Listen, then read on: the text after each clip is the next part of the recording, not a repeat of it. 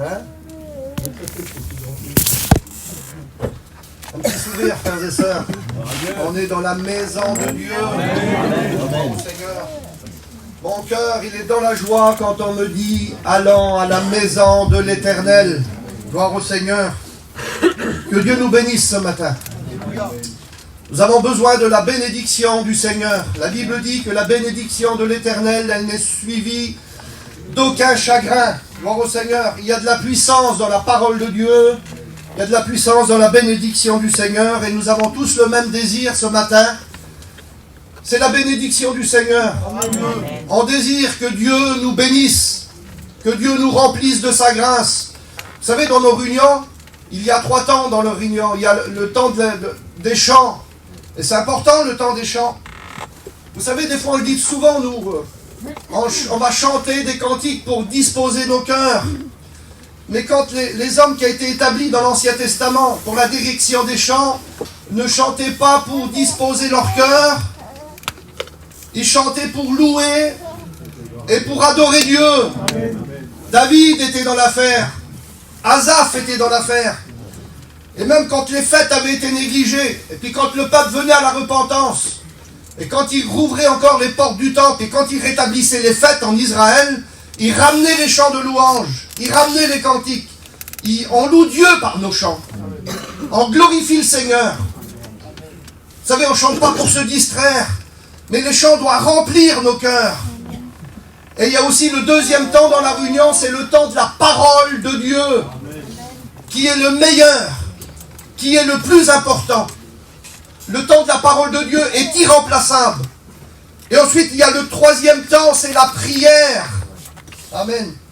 Parce qu'on entend la parole de Dieu, mais on doit aussi répondre à la prière. Mon désir ce matin, c'est que la parole de Dieu touche nos cœurs. Un jour, Pierre a été invité par un groupe de païens, Corneille avec 100 foyers, par une volonté divine. Par une volonté divine, on a été chercher Pierre. Parce qu'il fallait écouter la parole de Dieu. C'était urgent. Il y a des moments dans notre vie spirituelle où c'est urgent. Il faut entendre la parole de Dieu. Et puis quand Pierre est rentré dans la maison, c'était des païens. Pierre ne voulait pas au début, mais Dieu a persuadé Pierre qu'il fallait y aller.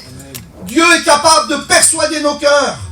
Puis des fois, on n'a pas la force de venir à la réunion le dimanche matin, et on ne sait pas pourquoi ni comment, et Dieu persuade nos cœurs en disant, vas-y, encore au moins une fois, et ça sera la bonne. Amen.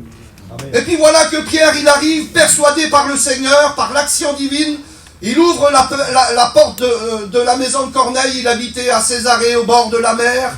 Il avait tout préparé, il y avait toute sa famille qui était là, il y avait des chefs de guerre, parce que lui-même était un chef de guerre. Mais son cœur était pour Dieu. Il s'était attaché au judaïsme. Mais il fallait rencontrer Jésus pour être sauvé. Pour être sauvé, il faut rencontrer Jésus. Et puis voilà qu'il manifesta le désir d'entendre la parole de Dieu. Et quand Pierre est arrivé, il avait une stabilité de la parole de Dieu, Corneille, même si c'était un Romain, il avait une stabilité merveilleuse de la parole. Il a dit, Pierre, nous sommes tous devant toi. Voilà, il y a mes enfants qui sont devant toi. Il y a ma femme, toute ma famille, mes meilleurs amis, mes meilleurs soldats. On est tous devant toi pour entendre ce que l'Éternel t'a ordonné de nous dire. Pourtant, c'était le grand Pierre. Ce qui s'était passé ce jour-là, ça ne s'était jamais arrivé qu'un juif vienne annoncer l'évangile chez un païen. Ça ne se faisait pas à cette époque-là. C'était pas encore venu. Mais la stabilité de Corneille, ce qu'il voulait, lui, c'est entendre la parole de Dieu. Et puis il prêche. Et quand il prêche, au milieu de sa prédication, lorsqu'il n'a pas encore fini, lorsqu'il prêche, la Bible dit que le Saint-Esprit descend. Et puis voilà, ça s'était jamais arrivé. On écoute des païens parler en langue. C'est fort, la parole de Dieu, vous croyez-vous? Elle a un effet puissant, la parole de Dieu. Et puis là, on se met à parler en langue. Les âmes se donnent au Seigneur. Résultat de cette réunion, baptême. Et puis il y a la grande réunion à Jérusalem. Il faut discuter de ça, c'est une affaire très importante. Comment baptiser les païens? Et puis voilà que Pierre commence à expliquer tout ce que je suis en train de vous expliquer là. Et puis Pierre avec nous, il dit, peut-on refuser l'eau du baptême à ceux qui ont reçu le même esprit? Gloire au Seigneur, et c'est là que la porte s'ouvre. Et c'est là que la porte de l'évangélisation mondiale s'ouvre. Et puis les âmes se tournent vers le Seigneur. Les premiers missionnaires partent, les premiers pays sont bouleversés. Et puis ça arrive jusqu'à nos jours. Voir au Seigneur, le Seigneur nous bénit. Amen. Et il nous fait du bien. Ouvre ton cœur à la parole de Dieu ce matin, pour que la parole de Dieu te fasse du bien. On a vraiment besoin de Dieu. On a vraiment besoin qu'il vienne faire du bien à nos cœurs. Alors la prédication durera le temps que ça durera, pas trop longtemps, j'espère. Parce qu'il faut prier le Seigneur. On n'a pas besoin de prêcher des fois 1 heure, une demi-heure, 3/4 d'heure suffit largement pour que notre cœur soit touché et puis que nous puissions louer le Seigneur et puis qu'on reparte de la réunion béni. Gloire au Seigneur. Je fais une lecture avec vous dans les Actes des Apôtres et après je voudrais prier le Seigneur. Voilà pour ceux qui ont la Bible, on lit dans Acte 2. Acte 2 et le verset 37. Pour ceux qui ont la Bible, Acte 2, verset 37. C'est encore Pierre qui prêche. Gloire au Seigneur. Gloire à Dieu. Mes frères, je suis en train de penser à ça. Il a du résultat, Pierre, dans sa prédication. Ce que je viens de vous expliquer là, il prêche, c'est la porte qui s'ouvre aux païens. Imaginez-vous le résultat. Mes frères pasteurs, il faut du résultat dans notre prédication. C'est pas une prestation de message, on n'en a pas besoin de ça. Il faut que ta parole, elle descende dans nos cœurs. Vous avez vu, des fois, il y a des frères qui arrivent et puis les églises sont trop petites. C'est pas les frères, hein, que Dieu bénisse nos frères. Je prie, moi, pour mes frères. Je prie pour eux. Que Dieu les bénisse. Mais quand on vient à la réunion, on prêche pour que nos cœurs soient touchés. On ne prêche pas pour que, quand on repart de la réunion, on dise « Ah, quelle belle prédication! Ah, quelle belle note! Ah, celle-ci, je ne l'avais jamais écoutée! » La parole de Dieu, c'est pas ça. Il faut que la parole de Dieu, elle descende dans nos cœurs. On va le voir ce matin. Il faut que la semence, pour qu'une semence, elle prenne vie, quand une semence, un grain de semence, il est jeté, il faut qu'il tombe en terre. Il faut qu'il meure en terre. Et il faut qu'on ne le voit plus. Et quand il est descendu en terre, au fond, c'est à ce moment-là qu'il porte du fruit, qu'il donne son fruit. Alors il faut que la parole de Dieu, elle vienne descendre dans nos cœurs pour qu'elle produise la vie, pour qu'elle produise la solution, pour qu'elle produise le rétablissement spirituel. Il faut qu'elle va au fond de nos cœurs. Si la parole de Dieu, elle reste au niveau de notre intellectuel, au niveau de notre cerveau, elle ne créera rien. On dira simplement que c'est beau. C'est comme cet homme qui a cité le psaume 23 dans ce bateau. Et puis le grand orateur a dit, moi quand j'ai cité le psaume 23, j'ai charmé les oreilles. Mais il dit, lui, il a touché les cœurs. La parole de Dieu, elle a pour but de ne pas charmer les oreilles, mais elle a pour but de toucher les cœurs. Et puis c'est dans cette condition ce matin que la parole de Dieu est touchée, pour que les cœurs soient touchés. On n'est pas dans une réunion d'évangélisation ce matin. On est dans un culte, et nos cœurs, même dans un culte, ont droit d'être touchés et d'être bouleversés. Dieu peut tout changer dans nos cœurs. Dieu peut nous donner des directions nouvelles, des orientations nouvelles. Il peut faire de nous des hommes et des femmes de prière. Il peut faire de nous des hommes et des femmes de consécration, de renoncement, qui marchent tout droit en direction du salut. Et la parole de Dieu doit produire cet effet-là en nous. La parole de Dieu ne doit pas nous rester, nous laisser froid après une réunion, ni stérile, mais la parole de Dieu, elle produit la vie. La parole de Dieu, elle donne des naissances. S'il y a des choses qui sont mortes en toi, Jésus ressuscite ce qui est mort et il apporte la vie. Parce qu'on se rend compte des fois qu'il n'y a plus de prière dans nos églises, et puis toi tu n'as plus la force de prier, tu n'as plus la force, pourtant c'est ton église, c'est ta réunion. Élève ta voix au nom du Seigneur. Dieu veut ranimer ta voix. Que Dieu te bénisse ce matin. Amen. Que le Seigneur te bénisse. Amen. Alléluia. Merci pour sa présence au milieu de nous. Le Seigneur est bon. Je lis le verset. Après avoir entendu ce discours, après avoir écouté la prédication, après avoir écouté la parole de Dieu, après que la parole de Dieu est descendue dans leur cœur, Il s'est passé quelque chose au niveau du cœur. Il faut qu'il se passe, mes frères, mes sœurs. C'est au niveau du cœur qu'il faut que ça se passe. Abraham, tu pries le Seigneur pour moi. Voilà, Jésus. Mais notre Dieu, quel bonheur d'être là, de entendre ta parole de Dieu. Je voudrais que mon cœur soit touché sur je sais que tu vas le faire. Amen, amen. Tu es notre Père. Tu nous aimes à chacun. Tu es au milieu de nous, Seigneur. Tu es un Dieu qui est bon. Seigneur, je te connais, tu es mon ami, mon Père.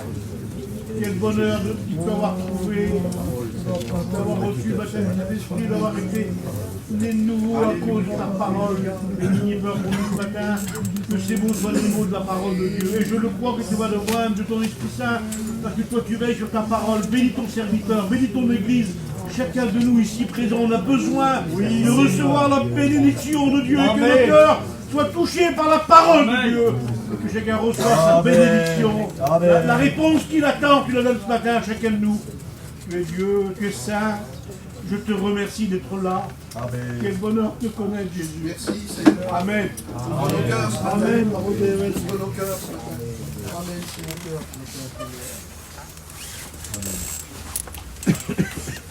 Que le nom du Seigneur soit béni.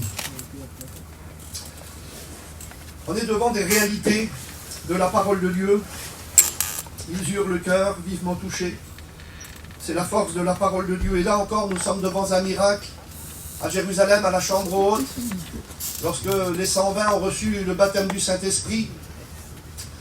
Puis lorsqu'il y a eu les premiers dons spirituels à la chambre haute, les premiers dons spirituels, selon les Corinthiens, les premiers dons spirituels sont arrivés à la chambre haute, tout de suite après le baptême du Saint-Esprit. La Bible dit que des Juifs venus de toutes les nations différentes, ils ont commencé à comprendre ce qui était le parler en langue, il est incompréhensible, personne ne peut comprendre. Mais par contre, la diversité des langues se comprend. Si tu parles en italien, tu ne sais pas parler italien, mais par l'action du Saint-Esprit, et voilà que tu te mets à parler italien, et s'il y a un Italien qui arrive dans l'église, il va comprendre le message. Et on appelle ça la diversité des langues. Ça fait partie des 3 dons vocaux de la parole de Dieu. Et puis voilà qu'on entend des choses terribles à la chambre haute. Et ça fait un tumulte à Jérusalem, mais pas possible. Parce que quand on est un pêcheur de métier, et quand on a vécu toute sa vie en Galilée, au bord du lac, et quand on a quand on a ramassé du poisson toute la vie, on n'a pas eu le temps de parler le latin. Et la Bible dit que les hommes qui étaient venus de Rome ont compris un message dans leur propre langue, parce qu'on parlait latin dans la chambre haute. Pierre n'a jamais appris le latin. Il n'a jamais fait de grandes écoles. Mais voilà il a entendu le message, l'homme qui était là. Vous voyez que la parole de Dieu, elle est tout puissante. Il y avait une langue, elle n'existe plus cette langue-là. On a appris et on parlait. C'était, je ne sais pas qui a parlé comme ça, Pierre, Jacques, Jean, les femmes qui étaient là, les frères du Seigneur, je ne sais pas. Mais il y a une langue qu'on parlait en Mésopotamie, là-bas c'est l'acadien. Ça n'existe plus, elle n'existe plus cette langue-là. Mais il y avait des Juifs là-bas qui étaient en Mésopotamie et qui avaient besoin de Dieu. Et le Saint-Esprit a permis que ces hommes arrivent à la fête de la Pentecôte. C'était la fête des prémices et des moissons. Et comme cet homme est arrivé, là, il parlait l'acadien. Et voilà que le Saint-Esprit anime un homme ou une femme. Il parle acadien, il parle à son cœur. Son cœur est touché, mais il dit, qu'est-ce qui se passe là? Mais qu'est-ce qui se passe dans nos réunions, mes frères? Et puis voilà, c'est la diversité des langues et tout le monde en prend une part. Tout le monde, il y a un vieux grec latin qui parle, un vieux patois, des dialectes grecs qu'on ne parle pratiquement plus, mais ça se passait là. Mais le Saint-Esprit, il comprend toutes les langues, il parle toutes les langues, il est autodidacte, il parle à ton cœur ce soir, il parlera ce matin avec ton langage, avec ce que tu as besoin, le mot que tu as besoin, la phrase que tu as besoin, parce que le Saint-Esprit, il est largement à la hauteur de nous enflammer ce matin, et de nous faire du bien, et de nous ramener à sa parole, de nous ramener dans l'encouragement, et d'apporter à nos cœurs ce que nos cœurs ont besoin. Et puis là, Pierre, il ouvre la porte, et quand il ouvre la porte, dit la parole de Dieu, il arrive avec les 11, Judas avait été remplacé, et il prêche. Que c'est beau, Seigneur. Il ne prêche pas par vaine gloire. Amen. Il ne prêche pas pour montrer sa prédication, autrement aucun se serait converti. Il prêche à la gloire de Jésus, parce qu'il a un message qui bout dans son cœur. C'est Jésus-Christ crucifié et Jésus-Christ ressuscité. Il prêche ce message. Et la Bible dit que à ce moment-là, lorsqu'ils écoutèrent la parole de Dieu, et ça c'est l'effet de la Bible, c'est pas l'effet d'un pasteur, c'est l'effet de la parole de Dieu. La parole de Dieu se suffit à elle-même. Un homme a dit un jour, un lion, on ne défend pas un lion se défend lui-même. Vous viendrez jamais au secours d'un lion. Il se défend lui-même, un lion. La parole de Dieu se défend tout seul. Alléluia. Parce qu'elle est puissante. Et lorsqu'il prêche, la Bible dit, ils eurent le cœur vivement touché. Vous savez que la parole de Dieu, c'est une épée. C'est une épée à double tranchant. Et puis si on aurait été là à la chambre haute, et puis si on aurait des yeux assez spirituels, on aurait vu descendre du ciel 3000 épées, toucher 3000 cœurs. On aurait vu 3000 épées transpercer 3000 cœurs ce jour-là. C'était l'épée du ciel, l'épée de la parole de Dieu, qui renfermait tout l'amour, toute la volonté de Dieu, toute la révélation de Dieu. Ils étaient en train de vivre ce qu'ils ne connaissaient pas, le Saint-Esprit qui avait été comme caché pour eux. Ils étaient en train de faire l'expérience de leur vie. Voudrais-tu ce matin faire l'expérience de ta vie? Il y a des moments, vous savez, que ça évolue dans la vie. Il y a des problèmes, il y a des soucis, il y a des fardeaux, il y a des catastrophes. Et puis chaque situation qui arrive dans notre vie, on a besoin de faire l'expérience de nos vies. Ça sera quoi ton expérience ce matin, toi? Tu voudrais que Dieu vienne te chercher là où il est, là où tu es? Voudrais-tu qu'il vienne te ramener à lui? Voudrais-tu qu'il te fasse du bien ce matin? Et ils eurent le cœur vivement touché. Et ils arrivèrent devant les apôtres. Et ils dirent, frères, que ferons-nous? Qu'est-ce que on doit faire? Voilà la parole. Elle crée en nous de nouveaux désirs. Et elle crée en nous des réactions. Mais combien de prédications, mes frères et mes sœurs, qu'il faut entendre pour avoir des réactions positives dans nos vies? Combien de prédications qu'il nous faut entendre pour lâcher? Puis des fois le Seigneur il dit lâche, non je lâche pas, lâche, mais dis encore, t'auras Ramacho du bois, il te dit lâche, non je veux pas, Cruz il passe, non, lâche pas, Jonito il passe, non lâche pas, l'équipe elle passe, non lâche pas, je lâche pas, mais jusqu'à quand qu'il faudra lâcher? Est-ce qu'il faut entendre tous les prédicateurs de la mission pour pouvoir lâcher? Et il faut que le Seigneur il tape du poing là sur la table en disant il faut que tu décroches un peu. Mais il faut que tu t'approches. Et les 3000 âmes qui sont là, ils sont prêts à décrocher, ils sont prêts à lâcher, parce que leur cœur a été touché par la parole de Dieu. On décroche que par l'effet de la parole de Dieu. On lâche que par l'effet de la parole de Dieu. On produit la vie par l'effet de la parole de Dieu. On s'améliore par la parole de Dieu. On change par la parole de Dieu. Parce que la parole de Dieu, elle change les cœurs. Écoutez ce qu'il est dit dans 2 Pierre, chapitre 1, verset 20. Il dit, sachez tout d'abord qu'aucune prophétie de l'Écriture, c'est-à-dire de l'Ancien Testament, ne peut être l'objet d'une interprétation particulière ou le fruit d'une interprétation humaine. Les Écritures, la parole de Dieu, ne pas les résultats d'une action humaine, mes frères. Il n'y a pas d'humain là dans la parole de Dieu. Ce n'est pas le résultat d'une action humaine. L'Écriture n'est pas dirigée par l'humain. La source des Écritures, c'est Dieu. C'est lui la source des Écritures. Et c'est important la parole de Dieu, car ce n'est pas par une volonté d'homme qu'aucune prophétie n'a jamais été apportée, dit Pierre.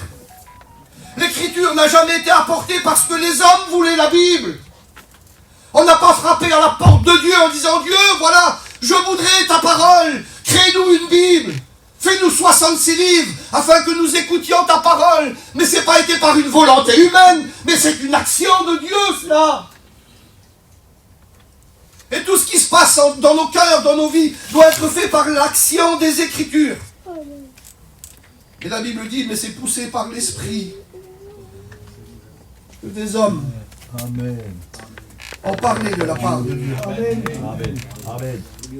C'est poussé par l'Esprit que des hommes ont parlé de la part de Dieu. Mes frères, vous êtes dans la réunion, vous portez un secret que personne ne connaît. Le secret, il est enfoui dans vos cœurs. Il y a que vous et Dieu qui le savez. Le pasteur ne sait rien du tout, lui. Il vient de tout en bas, là-bas de Perpignan, si vous voulez. Il ne vous connaît pas, vous ne l'avez jamais vu. Et d'un seul coup, il prêche. Et puis, il est soufflé par l'Esprit, il est rempli du Saint-Esprit. D'un seul coup, il dévoile ton cœur et ta vie. Toi, tu ne comprends pas qu'est-ce que c'est. Et c'est poussé par l'Esprit que des hommes ont parlé de la part de Dieu. Et lorsque ces hommes étaient à part, chez eux, dans une consécration, et quand ils se sont décidés à écrire, ils ne pensaient pas certainement la portée de cette écriture, mais il est dit dans la parole de Dieu que c'est soufflé par l'Esprit. Dieu a soufflé, alléluia. Il a soufflé dans le cœur de tous ces hommes. Il a soufflé dans le cœur des serviteurs de Dieu. Et ils se sont mis à écrire la parole de Dieu. Ils se sont mis à écrire les Écritures. Et Paul va dire, car j'ai reçu du Seigneur. On le lit tous les dimanches. Car j'ai reçu du Seigneur ce que je vous ai enseigné, ce que je vous ai transmis. Je l'ai reçu au préalable du Seigneur par une révélation divine et puissante par l'action du Saint-Esprit.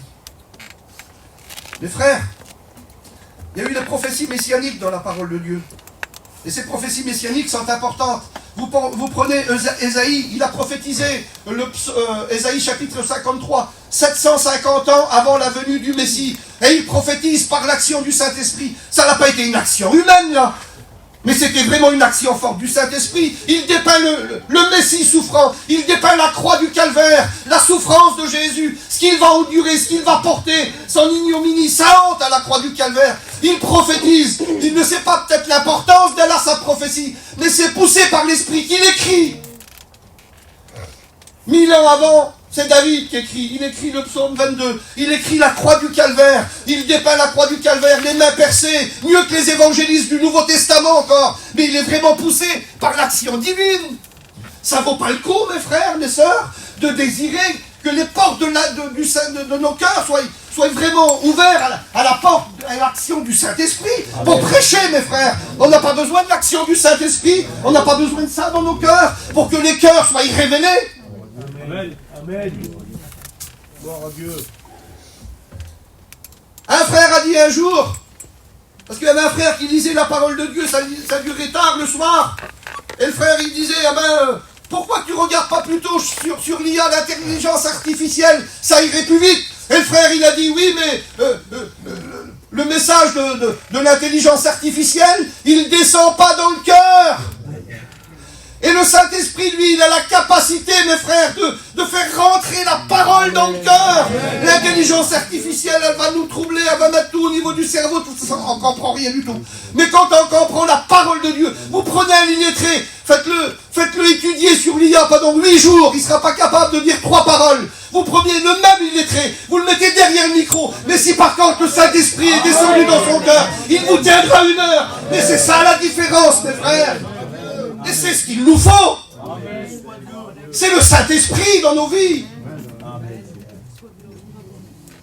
On en a vraiment besoin. On en a vraiment besoin. Parce que nos églises grandiront par la puissance du Saint-Esprit. Les temps de prière, les hommes et les femmes de prière se lèveront par la puissance du Saint-Esprit. Les hommes de l'écriture se lèveront par la puissance du Saint-Esprit. L'évangéliste, il sera animé du Saint-Esprit pour annoncer la parole de Dieu, puis il sera animé du don du miracle, du don de guérison, mais par l'action du Saint-Esprit. Le berger, il sera rempli du Saint-Esprit pour visiter les brebis qui ont besoin, ceux qui souffrent. Il ouvrira la porte par l'action du Saint-Esprit. Et celui qui est attaché à la parole, il enseignera par l'Esprit. Et le prophète, faut qu'il reçoive la révélation, mais par l'Esprit, mes frères. Parce que le prophète, il est animé du Saint-Esprit pour exercer son ministère. Parce que la révélation, c'est pas une femme qui lui dit, ou un homme, mais la révélation, elle vient du ciel. Et il n'y a que le Saint-Esprit qui peut communiquer la révélation dans nos cœurs. Il faut que ça rentre, mes frères, dans nos cœurs. Et ça, faut qu'on réfléchisse à cela. Et puis, il faut qu'on s'arrête, il faut qu'on s'assoie. Et puis, il faut qu'on regarde ce que nos vies ont vraiment besoin. Que le nom du Seigneur soit béni. Il est dit dans la Bible, dans le Proverbe 30, verset 5, il dit toutes les paroles de Dieu sont éprouvées. Qu'est-ce que ça veut dire, toutes les paroles de Dieu sont éprouvées? Une autre traduction va dire, il dit toutes tes paroles sont entièrement vraies. Il n'y a pas de trafic dans la parole de Dieu. Il dit toutes tes paroles sont pures. La parole de Dieu n'est pas falsifiée ce matin. Je ne vous prêche pas une parole mélangée. Je vous prêche la parole de Dieu dans toute sa pureté, dans toute sa vérité, dans toute son intégralité. La parole est pure. Et c'est pour ça que toute écriture est inspirée de Dieu par le Saint-Esprit. Amen, le Saint-Esprit. Amen. Gloire à Dieu pour le Saint-Esprit. Il est l'Esprit consolateur. Et puis dans la parole de Dieu, le mot consolateur, c'est la définition du mot Saint-Esprit, dans son sens littéral, c'est le même mot que le Seigneur. Ça veut dire consolateur, ça veut dire avocat, ça veut dire défenseur, ça veut dire intercesseur. Voilà le travail du Saint-Esprit, écoute ces paroles. Il est l'avocat, c'est celui qui plaide ma cause devant Dieu. Alléluia. Il y a une personne qui plaide ta cause devant Dieu ce matin. C'est le Saint-Esprit. Le Saint-Esprit plaide ta cause devant Dieu parce qu'il est l'avocat. Qu'est-ce qu'il est le Saint-Esprit aussi? On l'a dit, il est le défenseur. Il me défend contre mes agresseurs. Il me défend contre l'adversité, tout ce qui m'agresse dans la vie. Qu'est-ce qui t'agresse, mon frère? Qu'est-ce qui t'agresse, ma soeur? Qu'est-ce qui vous agresse, mes frères? Qu'est-ce qui vous agresse, les serviteurs de Dieu? Des fois, nous nous sentons comme agressés. Il y a tout le poids du monde qui tombe sur nous, qui vient sur nous. Il y a toutes ces choses qui voudraient nous déstabiliser. Et puis, il y a toute l'action ténébreuse du diable qui vient sur nous des fois. Mais le même Saint-Esprit qui a animé les Écritures, le même qui a touché tous ces hommes à la chambre haute, le même qui a été l'auteur du réveil pour Corneille et pour le monde entier, le même Saint-Esprit, il est celui qui me défend. Il me défend contre mes agresseurs, contre toute l'adversité qui vient devant moi. J'arrive pas à ouvrir des portes, j'arrive pas à faire un pas. Il y a comme un mur devant moi. Il semblerait que tout le royaume des ténèbres est devant moi. Oui, mais à côté de toi, il y a le défenseur des faibles, qu'on appelle le Saint-Esprit. Amen. Amen. De toute façon, je parle d'une personne que vous connaissez. Je n'essaye pas à vous convaincre ce matin. Ce n'est pas une réunion d'évangélisation ce matin. Vous comprenez ce que je vais vous dire. Mais c'est l'action qu'il faut. Et c'est ça qui est important. C'est l'action. Qu'est-ce qu'il est aussi? Il est l'intercesseur. Comment l'intercesseur? Ben oui, il est l'intercesseur. Il intervient en ma faveur. Je ne sais pas parler, moi. Il parle pour moi. Je ne sais pas discuter. Je ne sais pas employer les mots. Il parle pour moi, lui. Parce que c'est un intercesseur. Il parle pour moi. Et il défend ma cause. Il défend ma cause. Écoutez ce verset, comment il est beau. Romains chapitre 8, verset 26. Il est dit, l'Esprit nous aide. Je lis le verset et j'essaye de commenter. L'Esprit nous aide dans notre faiblesse, car nous ne savons pas ce qu'il convient de demander dans nos prières, mais l'Esprit lui-même intercède par des soupirs inexprimables. Et celui qui sonde les cœurs connaît les pensées de l'Esprit, parce que c'est selon Dieu qu'il intercède en ma faveur. Amen. Amen. Je relève un point sur le verset là. L'Esprit nous aide. Notre traduction nous dit l'Esprit nous soulage. Alors rassemblons les deux mots. L'Esprit nous aide. L'Esprit nous soulage. L'Esprit nous aide. L'Esprit nous soulage. Tu n'as pas besoin que l'Esprit t'aide ce matin. Tu n'as pas besoin que l'Esprit vienne te soulager ce matin. Ça veut dire quoi soulager? Mon frère, ça veut dire quoi soulager? La Bible est profonde. La Bible, elle va plus loin. La Bible, vous savez, c'est comme un sous-marin, et des fois il est au-dessus, puis il descend en bas avec des petits mots tout simples. C'est quoi soulager? C'est le mot biblique, ça. Soulager, aider. Il veut t'aider, il veut te soulager. C'est quoi soulager? Soulager, c'est enlever le fardeau. Combien de fardeaux portent nos frères? Mais le Saint-Esprit vient ce matin et il soulage. Des fois, nous on croit soulager. Je croyais que c'était qu'une petite caresse, moi, soulager. Mais quand j'ai regardé, c'est plus qu'une caresse. C'est plus que dire ça va aller. Et quand il dit le Saint-Esprit nous aide et nous soulage, il dit le Saint-Esprit enlève le fardeau. Tu portes un fardeau, ma soeur. Mon frère, tu portes ton fardeau. Et le Saint-Esprit vient ce matin. Il soit Dieu. Et il enlève. Amen. Le Saint-Esprit vient et puis il enlève ce fardeau. Ah, c'est lourd ces fardeaux-là. On serait presque écrasé sous le poids du fardeau. On disparaît pratiquement sous le poids du fardeau. On n'existerait même plus sous le poids du fardeau. Mais le Saint-Esprit, il sait que nous sommes sous le fardeau. Et quand il vient nous aider, quand il vient nous soulager, il enlève le fardeau. Et puis on se met debout, on se redresse. Parce que le Saint-Esprit nous soulage et nous aide. Ça veut dire quoi aussi? Ça veut dire enlever la fatigue. Oh, il y en a des fatigués aujourd'hui. Combien de fatigue aujourd'hui? Combien de fatigue? Alors le Saint-Esprit, son travail, gloire à Dieu, son travail, sa fonction, sa vocation, c'est d'enlever cette fatigue spirituelle qui vient nous accabler, qui vient nous paralyser. Ça existe une fatigue chez un serviteur de Dieu? Ah ben oui! Vous êtes étonnés? Ben je le redis, ça existe encore de la fatigue dans le cœur d'un serviteur de Dieu. Seigneur, j'en peux plus, prends ma vie, je m'appelle Élie, c'est bon, j'ai déployé mon zèle pour l'Éternel, je suis fatigué, je n'en peux plus, j'arrête.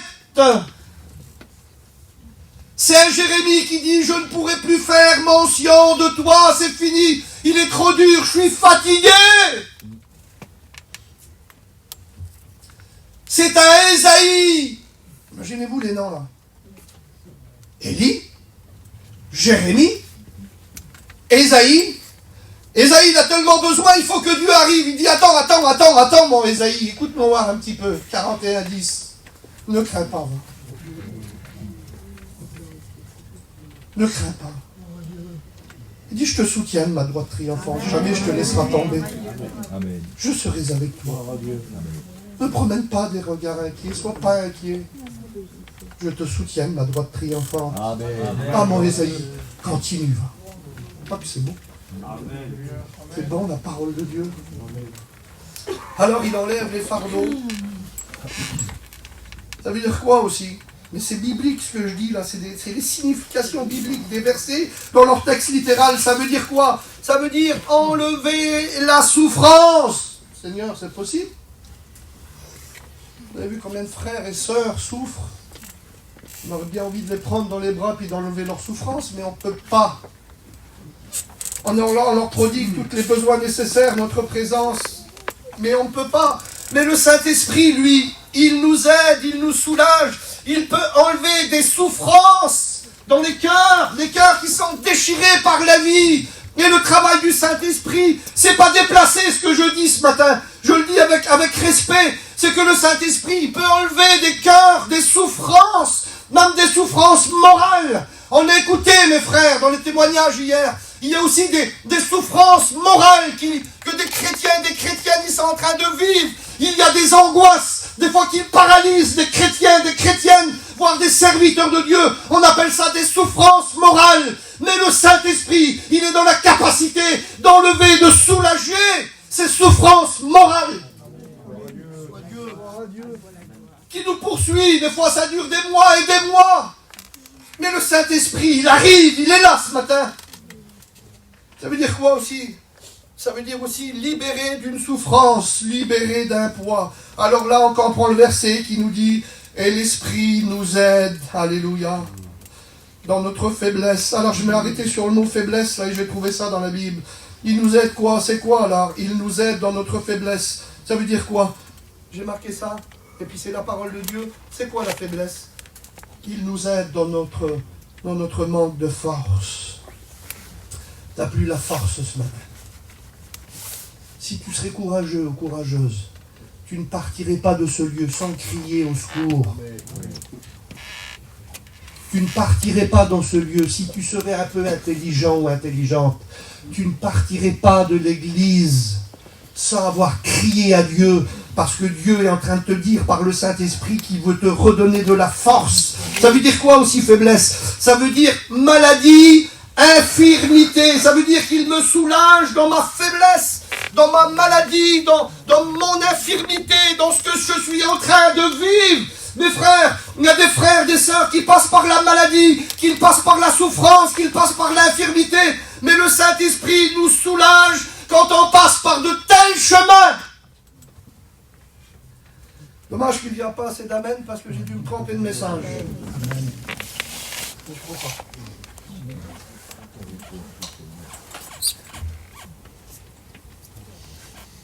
Continue encore 5 minutes. Amen. Il nous soulage dans notre souffrance. Il nous aide dans notre faiblesse, car nous ne savons pas ce qu'il convient de demander à Dieu, mais l'Esprit lui-même intercède pour nous par des soupirs. Oui, des soupirs inexprimables. Quand il vient devant Dieu, il vient avec ma prière. Le texte littéral dit aussi, il vient avec des lamentations. Il vient vers Dieu. Mais qui va vers Dieu? Qui peut aller vers Dieu? Mais qui peut aller vers Dieu? On ne peut pas voir Dieu et vivre. Oui, mais le Saint-Esprit, lui, peut aller vers Dieu. Amen. La Bible dit que l'Esprit sent des profondeurs de Dieu. Il va dans toutes les profondeurs de Dieu. Mais c'est impossible d'aller dans les profondeurs de Dieu pour un homme. C'est impossible. Mais le Saint-Esprit va dans les profondeurs de Dieu. Et il se tient devant Dieu, là. Et il parle. Et il intercède. Par des lamentations. Par des lamentations. Puis Dieu est là. Et Dieu constate là. Et dit... Et celui, quand ils disent ce verset-là, c'est Dieu. Et Dieu qui sonde les cœurs. Il sonde les cœurs, Dieu. Et il dit, il connaît les pensées de l'Esprit. Parce que c'est selon Dieu qu'il intercède. Ça veut dire que le Saint-Esprit, lui, il intercède en accord avec Dieu. Parce que le Saint-Esprit, il va vers Dieu, il intercède pour moi. Oui, mais Dieu, il est d'accord pour que le Saint-Esprit parle pour moi. Amen. Ils sont d'accord, tous les deux. Amen. Tu vois, lui, là-bas, il n'a plus la force. Crois-moi, il n'a plus la force. Mais pas un cœur d'un pécheur, hein. Pas un cœur de celui qui vit sa vie dans le mélange, qui n'a pas de vérité en lui. Je ne parle pas de ce chrétien-là, moi. Hein. Je parle du vrai chrétien, qui n'en peut plus, qui a tout donné pour le Seigneur. Et quand il n'en peut plus par le poids de la vie, par les soucis, il n'a plus de la force à faire sa petite prière. Alors le Saint-Esprit vient, et puis d'un seul coup, il prend sa petite prière. Elle est faible, sa petite prière, mais dans les mains du Saint-Esprit, il y a toute la puissance. Alors le Saint-Esprit, il part, il va dans les profondeurs de Dieu, et il arrive devant Dieu. Et Dieu, il est en accord, Dieu est d'accord pour entendre cette prière-là. Les deux sont d'accord, et il intercède. Tu vois elle, tu vois lui, tu vois par ce qui se passe, il faut faire quelque chose. Ils sont en accord tous les deux, parce que le Saint-Esprit, il est bien dans la capacité de faire tout seul. Mais le Saint-Esprit, Dieu le Père et le Fils, travaillent ensemble. Alors la solution arrive, parce que le Saint-Esprit est là. Mes frères, ne nous privons pas de cette grande vérité biblique. Amen. De faire du bien à nos cœurs. Pas que c'est bon la parole de Dieu. Vous savez, quand on fait un message, quand on arrive derrière le micro, j'ai toujours l'impression de ne pas pouvoir y arriver à prêcher. Mais quand on sent que la parole de Dieu, elle fait du bien dans nos cœurs, parce que c'est bon, la parole de Dieu, on sent que c'est vivant. Et comme je vous l'ai dit tout à l'heure, il n'y a aucune part humaine. La seule part humaine qu'il y a eu dans les Écritures, c'est que le Saint-Esprit a soufflé dans les cœurs et ils ont écrit de leurs mains. C'est la seule part, mais toute la gloire revient à lui. Toute la gloire revient à Jésus. Un homme de Dieu disait, non, pas à nous la gloire. Si on croit que la gloire revient à nous, on s'est trompé. C'est comme si vous donnerez un couteau à un nouveau-né ou à un enfant de 2 ans. C'est un danger. Quand on donne la gloire à un homme, c'est comme si vous donnez un fusil chargé à un enfant de 5 ans. Voilà le danger pour la gloire des hommes. Mais si la gloire revient à Dieu, ah que c'est beau. Amen. Ne donnons pas des fusils chargés aux enfants. Ne donnons pas des armes blanches, des couteaux aux enfants. Alléluia. Donnons toute la gloire à Jésus. Amen. Donnons-lui toute la gloire. Il intercède en ma faveur. Écoutez le psalmiste, le psaume de la parole de Dieu, le psaume 119. Tout ce psaume est consacré à la parole de Dieu. 40 minutes que je prêche, je calcule l'heure comme au laser. Écoutez le psalmiste, il a écrit un psaume par le Saint-Esprit. Le psaume 119, c'est un psaume tout dédié à la parole de Dieu. C'est le plus long psaume de la Bible. Vous le lirez. Prenez le temps aujourd'hui de lire le psaume. Il rentrera dans vos cœurs. Il vous donnera de l'amour de lire la Bible. Il est tellement versé. Et puis vous trouvez souvent dans ce livre, enseigne-moi, enseigne-moi, enseigne-moi. Il répète toujours, enseigne-moi, enseigne-moi, enseigne-moi. Vraiment, il a vraiment le désir, cet homme-là, d'être enseigné par la parole de Dieu. Et puis voilà qu'un jour, il écrit psaume 119 et puis il arrive au verset 28. Et puis voilà que le psalmiste, là, il a de la douleur dans son cœur. Il a mal à l'intérieur de lui et il souffre. Ça fait mal dans son cœur, ça fait mal. Il a une souffrance dans son cœur qui est... La Bible ne dit pas quelle souffrance, mais Dieu la connaît. Tu n'as pas besoin de dire ce matin, Seigneur, tu connais ma souffrance, c'est ça et ça et ça. Dis simplement que tu as besoin de lui, il connaît tout, lui, de toute façon. Et ça suffit. Et il a une souffrance dans son cœur. Et voilà que le verset 28 nous révèle sa prière. Elle ouvre un voile sur la prière et sur la vie de cet homme. Il va dire, mon âme pleure de chagrin. Voilà la prière quand il arrive devant Dieu. C'est quoi ta prière, toi, quand tu es seul avec lui? Et puis voilà, lui, il est seul avec Dieu. Il n'y a pas une autre oreille qui va entendre. Il n'y a que celle de Dieu. Il va dire, Dieu, mon âme au plus profond, pleure de chagrin, pleure de douleur. J'ai mal à l'intérieur. Ça fait mal. J'arrive plus à m'en sortir. Et il va dire, relève-moi. Relève-moi selon ta parole. Amen. C'est pas un homme qui lui fallait là. C'est pas des David qu'il lui fallait. Il lui a pas dit, Seigneur, je veux lire le psaume 23, écrit par David. Je veux pas lire le psaume 27.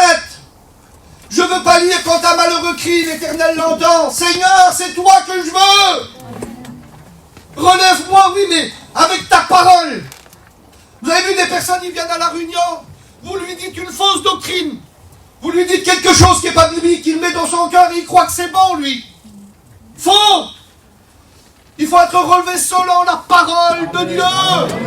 Il y en a qui veulent des réponses d'hommes pour leur vie spirituelle. Ça ne marche pas. Une femme m'a dit un jour, j'ai entendu ce que j'avais besoin d'entendre. Mais lui, il n'a pas dit ça. Il n'a pas dit, je vais écouter n'importe quoi pour être relevé. Ça ne marchera pas. Il faut être relevé par la parole de Dieu. Amen. Parce qu'il n'y a que la parole qui peut te relever.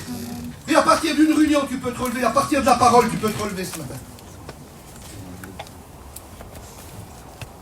Et il va continuer, le psalmiste, il va dire, Seigneur éternel, rends-moi la vie. Selon ta parole. La parole, elle donne la vie. Elle donne la vie. Amen. Moi, je crois que dans nos églises, il y a des chrétiens qui sont morts. Moi, je crois dans nos églises qu'il y a des chrétiens qui n'ont plus la vie. Et qui auraient besoin de faire cette prière. Qui n'ont plus la vie de Dieu. Il y a comme une image de religieux. Vous ne pouvez pas faire pire qu'Israël. Israël, le peuple élu, le peuple saint, quand Jésus il est venu, ils étaient tous dans la misère. Pourtant, ils pratiquaient la loi. Il y avait Moïse, il y avait Abraham, il y avait David, il y avait tout le reste. Mais la mort était là. Mais la vie est venue. Et je crois que dans nos églises, il y a des frères et des sœurs qui ont rencontré la mort. Et ils sont morts spirituels. Ah ben, fais cette prière ce matin. Rends-moi la vie selon ta parole. Rends-moi ta communion selon ta parole. Rends-moi la relation avec toi, mais selon ta parole. Seigneur, je veux apprendre de toi. Je veux, Seigneur, ta parole. Je veux obéir aux exigences de ta parole. Je veux me soumettre à ta parole. Je ne veux plus me soumettre à la chair, ni à mes convoitises, ni à mon mauvais désir, ni à mon mauvais comportement. Je veux me soumettre à une seule chose, Seigneur, ta parole. Alors rends-moi la vie, oui, mais selon ta parole. Ne vis pas ta vie comme tu le veux, ça ne marchera pas. Il n'y aura que des échecs en toi, mais vis ta vie selon la parole de Dieu. Serre-la dans ton cœur, afin de ne pas pécher contre Dieu. Oh Dieu. Amen. C'est pas le moment, mes frères, de cacher la vérité. Il y a un proverbe qui dit, mais toute vérité n'est pas bonne à dire. Mais je ne vous parle pas d'une vérité maladroite dite par n'importe qui. La seule vérité que j'emploie aujourd'hui, c'est la vérité de la parole Amen. De Dieu. Amen. Ne faisons pas passer Mes frères, un homme qui ne vaut pas grand-chose pour un grand homme, mais il ne faut pas faire ça. C'est pas parce qu'il chante de temps en temps, il ne faut pas le faire passer pour le grand spirituel, lui. Il ne faut pas faire ça. Si ça ne va pas, mais ça ne va pas, mes frères. Si on n'y arrive plus, ben on n'y arrive plus, mes frères. Et si on n'a plus la force à prêcher, ben on n'y arrive plus, mes frères. Mais il y a des solutions dans la Bible. Amen. S'il n'y a plus de désir dans le cœur, ça arrive qu'il n'y a plus de désir, qu'il n'y a plus rien dans le cœur. Et même si nous sommes encore dans le ministère, et même si on prêche encore, mais si le désir n'y est plus, ah ben ça existe encore. Et si nous n'avons plus la force de méditer la parole de Dieu, ah ben ça existe encore. Et si nous n'avons plus la force de prier, ça existe encore. Mais ça existe encore, tout cela. Mais le Saint-Esprit existe aussi. Dieu. Et il peut ramener à la bénédiction, mes frères. Nous, des fois, et ça c'est les pensées du diable dans nos cœurs, si j'arriverai plus. Non, c'est fini. Le diable nous peint un tableau noir. Le Saint-Esprit peint son tableau aussi, lui.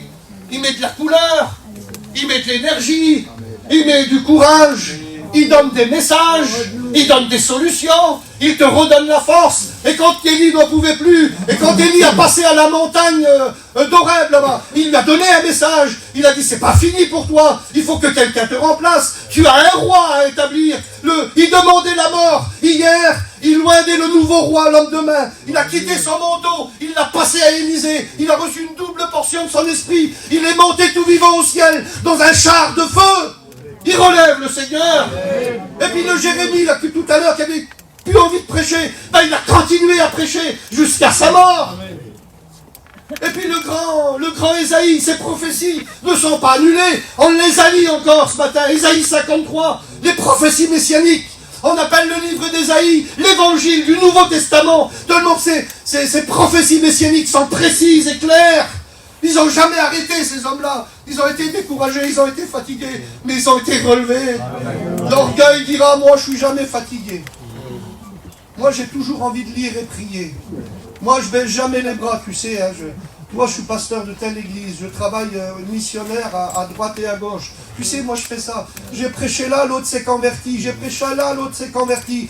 Quand l'Éthiopien s'est converti, vous savez, Philippe ne l'a jamais expliqué à personne. Philippe n'a jamais dit, tu vois, j'ai baptisé moi un Éthiopien, un ministre de la reine de Candace. Il ne l'a jamais dit. Si Luc ne l'explique pas, jamais on l'aurait écouté. Mais un grand homme de Dieu ne dit pas ses exploits. Il glorifie le Seigneur. Il glorifie le Seigneur. Je vais terminer.